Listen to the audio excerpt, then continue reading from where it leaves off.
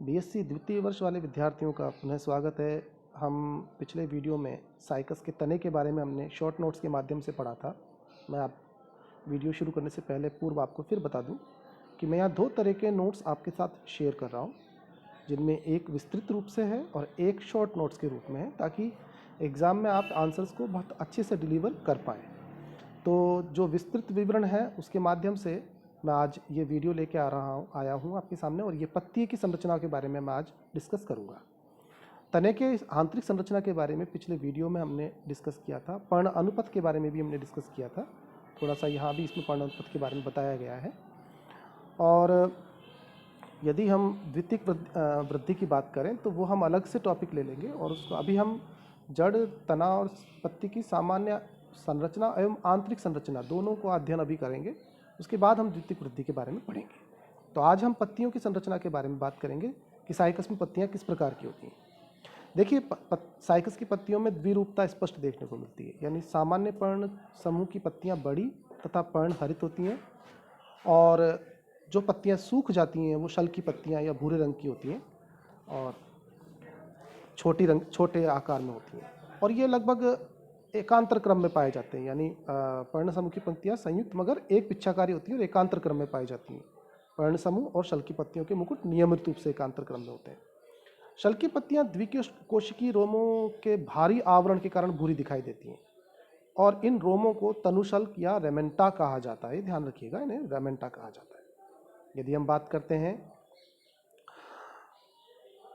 पर्ण समूह की पत्तियां संयुक्त मगर एक पिच्छाकारी होती हैं, जिसमें अनेक चर्मिल आमने सामने या एकांतर क्रम में व्यवस्थित लीफलेट्स पर्णक पाए जाते हैं। इन पर्णकों के सिरे नुकीले होते हैं।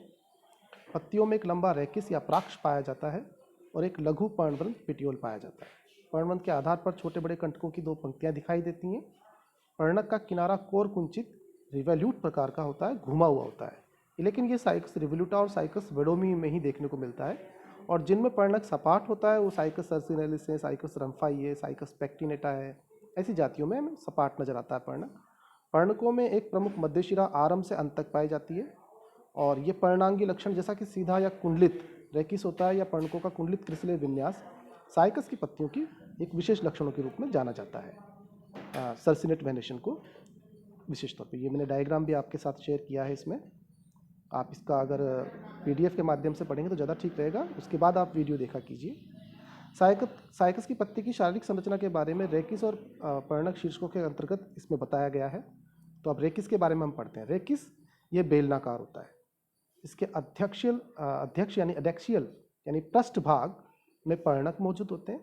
इससे इसकी बनावट ढाल जैसी दिखाई देती है। बाह्य त्वचा स्थूल भित्ति युक्त होती है, और ये रंध्रों वाले हिस्सों को छोड़कर पूरी तरह एक मोटी उपत्वचा यानी क्यूटिकल से ढकी रहती है। अधिचर्म यानी हाइपोडर्मिस में दृढ़ोतक और श्लेषोतक यानी कोलेनकाइमा दोनों बिखरे हुए से उतक के रूप में पाए जाते हैं। मृदुतकीय आधारी उतक यानी पैरेन्काइमेटिस ग्राउंड टिश्यू में संवहन बंडल स्थित होते हैं। संवहन बंडल एक चाप में व्यवस्थित होते हैं जो भुजाओं युक्त अंग्रेजी के यू अक्षर के समान दिखाई देते हैं। संवहन चाप के अंदर और बाहर दोनों की ओर श्लेष्मक नाल यानी म्यूसिलेज कैनाल पाई जाती है। रेकिस के संवहन बंडल एक रोचक व्यवहार दिखाता है। आपको याद होगा पर्ण अनुपथ के दो संवहन बंडल तने से उसके आधार में प्रवेश करते थे, जिसे हमने मेखलाकार पर्ण अनुपथ कहा था। इस जगह संवहन बंडल मध्य आदिदारुक यानी